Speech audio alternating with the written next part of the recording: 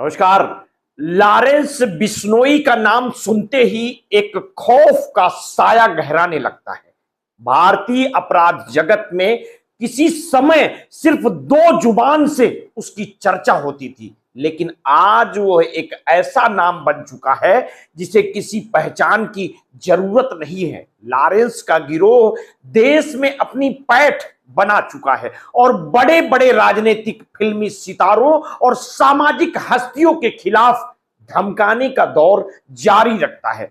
हाल ही में इसी कुख्यात गैंग के निशाने पर आए हैं बिहार के पूर्णिया से निर्दलीय सांसद पप्पू यादव। अपराधियों के इस खतरे को समझने के लिए पहले उनके पीछे की कहानी को समझना जरूरी है। लॉरेंस बिश्नोई के गैंग का उदय उस समय हुआ जब उसने खुद को रॉबिन हुड के रूप में पेश करना शुरू किया।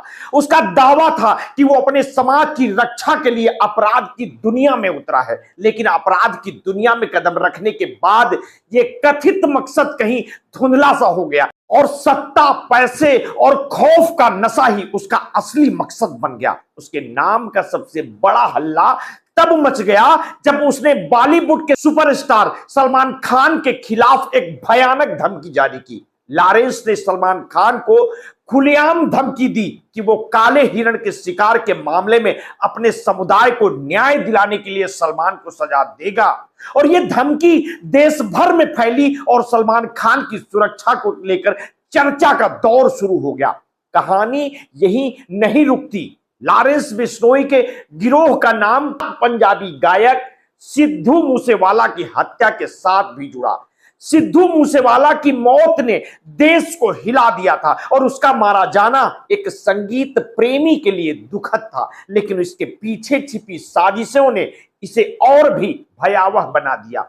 मूसेवाला की हत्या को लॉरेंस बिश्नोई गिरोह ने अपनी ताकत और रुतबे का एक प्रदर्शन बताया। लॉरेंस ने एक बार फिर अपनी खौफनाक इरादों का संकेत दिया, जो भारतीय राजनीति, फिल्म और कला जगत के लोगों के लिए एक बड़ी चेतावनी बन गई। अब इसी कड़ी में एक और नाम जुड़ता है, एनसीपी नेता बाबा सिद्दीकी का। मुंबई के राजनीतिक गलियारों में एक प्रमुख शख्सियत बाबा सिद्दीकी की हत्या ने देश भर में सनसनी फैला दी, और इस हत्या को लॉरेंस बिश्नोई के करीबी सहयोगियों ने अंजाम दिया, जिसने ये स्पष्ट कर दिया यह गैंग सिर्फ धमकियों में नहीं बल्कि योजनाबद्ध हत्याओं में भी संलिप्त है। बाबा सिद्दीकी की हत्या में महाराष्ट्र की राजनीति में एक हलचल मचा गई और इसने पप्पू यादव जैसे नेताओं का ध्यान खींचा।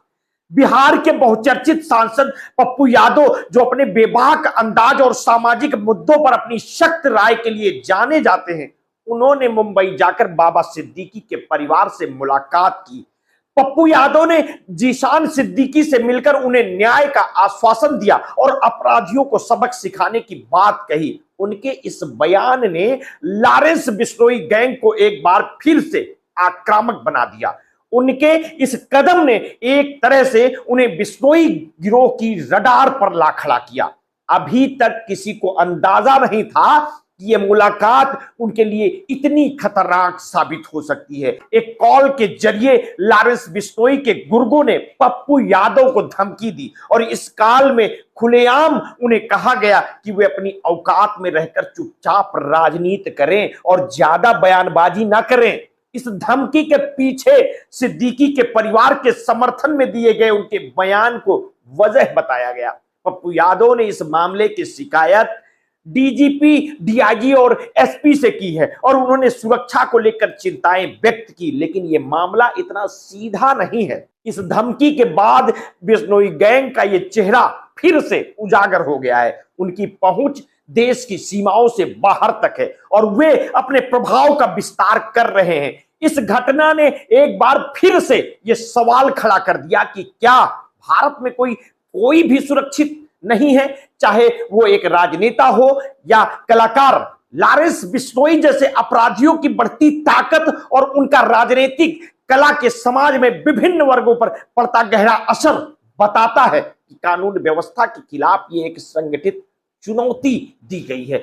इस पूरे मामले में लारिस बिश्नोई और उसके गुर्गों का आतंक स्पष्ट है। सिद्धू मूसेवाला की हत्या, सलमान खान को मिली धमकी, बाबा सिद्दीकी की हत्या और अब पप्पू यादव के खिलाफ साजिश, ये सब घटनाएं जुड़ी हुई हैं। लारिस बिश्नोई का ये डराने का तरीका न केवल पुलिस व्यवस्था बल्कि राजनीतिक और सामाजिक संतुलन के लिए भी एक चुनौती है। और आज जब सांसद पप्पू यादव जैसे नेता खुद को असुरक्षित महसूस कर रहे हैं, तब आम नागरिकों की सुरक्षा का प्रश्न अपने आप गहराता है। और ये घटनाएं हमें सोचने पर मजबूर कर देती हैं कि क्या देश में अब भी कानून का शासन है या फिर अपराधी खुलेआम अपनी बादशाहत चला रहे हैं। आगे की अपडेट के लिए आप हमारे साथ जुड़े रहिए।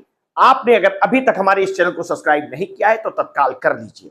बेल आइकन दबाना बिल्कुल ना भूलिए। अपने स्वास्थ्य के प्रति सचेत रहिए, सजग रहिए। आपने अगर कभी भी कोरोना वैक्सीन लगवाई है तो समय समय पर अपने ब्लड प्रेशर की जांच अवश्य करवाते रहिए। अपना ध्यान रखिए। बहुत बहुत धन्यवाद। साधुवाद।